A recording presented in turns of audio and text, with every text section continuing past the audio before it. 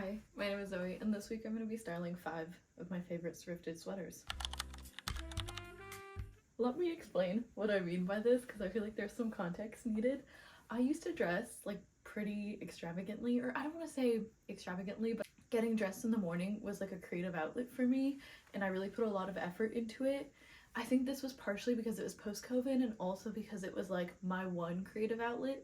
So I would do lots of layers involved. Let me show you some pictures because it's funny to look back on. But since getting into art school and just doing more creative things, I've found I've started to dress a lot more kind of basic or plain, and there's nothing wrong with that. However, especially recently, I find that I just put on a pair of jeans and a sweater and I call it a day. I still want to wear those things, I just feel like I could elevate them slightly, which is why I'm going to challenge myself this week to do that.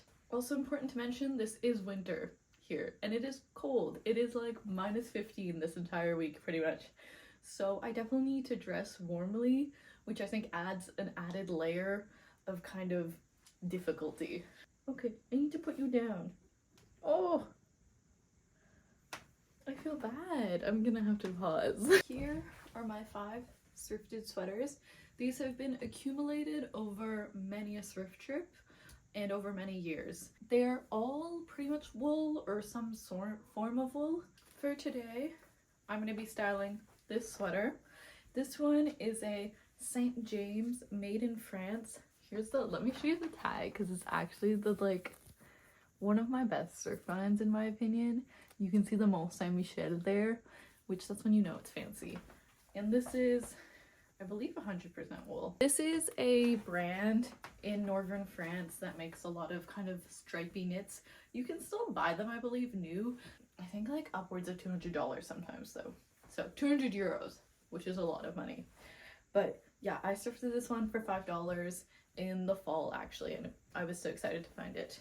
This is proving to be a lot more difficult than I originally anticipated. This is where I'm at right now.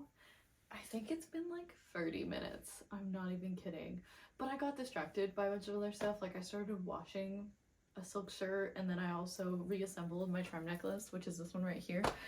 But I don't love the white and the white together from the button up, or like the cream and cream together. I also feel like the white is really summery for some reason. In my mind it just feels summer, like don't wear white past Labor Day, and maybe they're right. I'm having a struggle. I also don't think I like the look of button-ups under sweaters. So like what else are you supposed to do? I don't know. Anyways, I'm gonna need to reassess. I have to put on the wide lens so you can actually see me, but I've kind of figured out the dilemma. So I ended up putting on a skirt over pants, way out there, but it works with the sweater, which I will put on in a sec. I just think this outfit is cute as well. Here's the final look. We've got these pants that are new to me. They're actually my dad's old pants. They're Timberlands, which I didn't even know they made pants, but they're really fun and I like them a lot, so I'm gonna be wearing them more. We've got this skirt that's silk that I dyed actually, so it was originally like a turquoise color, but now it's dark blue. Of course, the sweater, and then we also have this charm necklace that I just reassembled. They're all charms off of Etsy, so they're like vintage sterling silver charms, and then this is also another charm that I got there. When you spin it, it says good luck. It's like a spinner one. They're really cute. I don't know. That is the look. It took way longer than I thought it was gonna take, so hopefully the next 2 days are a little quicker, because otherwise we're in trouble. I think we know why we're not supposed to wear white after Labor Day. Oops.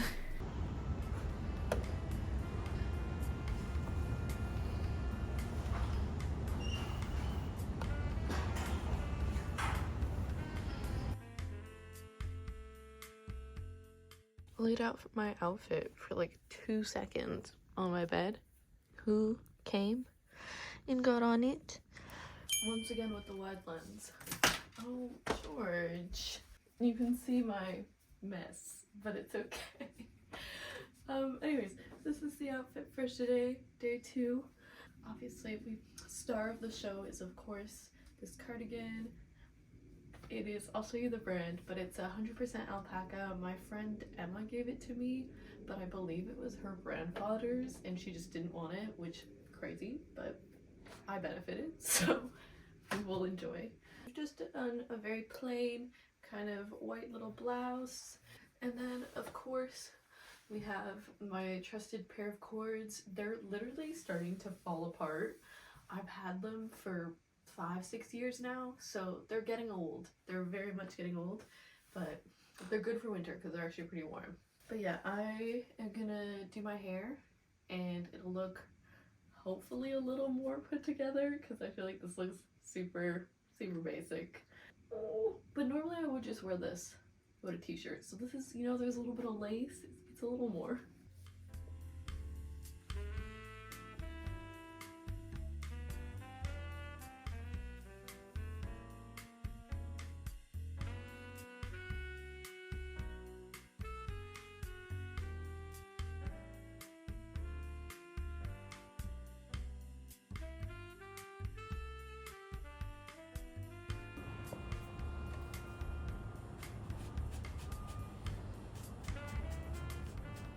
Day 3, and I don't know how I feel about this outfit. We're styling this orange sweater with blue piping. I'm not normally someone who wears a lot of orange. I think this is the one piece I own, but for some reason I love this sweater. It's 100% wool. I think it's from a brand, Simon's, if you know it. I've paired it with some maybe odd items. We have this shirt that you would have seen that I dyed in last week's video. Very prairie core. I don't know why I was like zip up hoodie on top of that. Sounds good. The charm necklace from the other day, and then these bedazzled jeans that I also thrifted. I feel like I've not worn them a bunch, so I was like, today's the day. For some reason, every time I see myself in the mirror, I think of Brooklyn Nine-Nine. Like those, they used to do like the button up, the tie, and then the zip up hoodie, and I don't know why. I'm like, I'm an extra in that cast. But anyways, here's the fit. Also, it's snowing today, like a lot.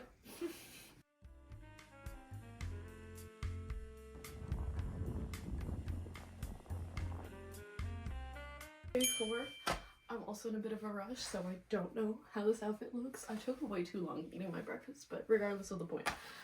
We're styling this sweater. It's 50% lamb's wool, 40% Angora rabbit hair, and then like 10% nylon. It's from a brand called Tangerine. I don't know, it's super cute. I love it, like a big sailor collar.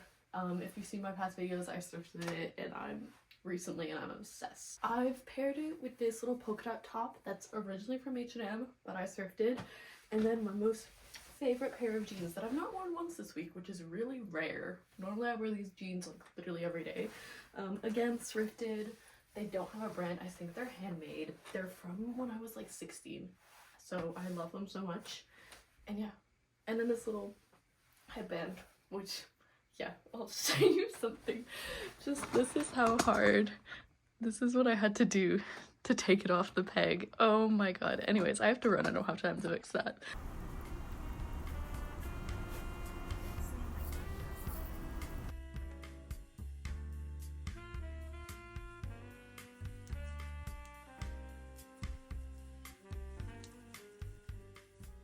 Day 5, more of a casual vibe today, I'm not gonna lie, last day. This is probably the sweater that got me into like collecting nice wool sweaters. It's 100% cashmere. It was like 10 bucks in the men's section, and there's even a little bit of visible mending from the last person who had it, which I think is really sweet. And then I've just paired it with classic jeans that again I've had forever. This mock neck, which is like a paisley print, and it's actually from LL Bean, which is quite funny. And yeah, very casual vibes today.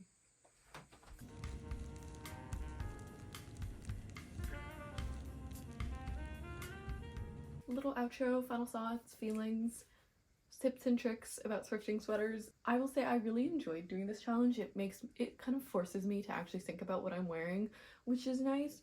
Not that I think I can do that every day, but it's nice to have like a little almost like reset. I don't think any of my outfits this week were like revolutionary by any means, but it was nice to like style them slightly more than I usually do. Otherwise, I also wanted to talk really quick about thrifting wool sweaters. Little things that I've noticed about when I started thrifting wool sweaters. I think I've been collecting them for, at this point, I would say purposefully collecting them probably about 2 years. I definitely had a couple before then, but I want to say probably about like 90% of mine are from the men's section. I'm not sure like the exact reason why, but the men's section just tends to have more natural fibers. At least that's what I've noticed. And at my local thrift store, I'm way more likely to come across like 100% wool sweaters, 100% cashmere sweaters in the men's section than I am in the women's. If anyone knows why, let me know. But so yeah, so out of all these sweaters here, this is the only ones from the women's section. This one is obviously like secondhand, someone gave it to me, and then these three all from the men's section. Don't know why. So check the men's section.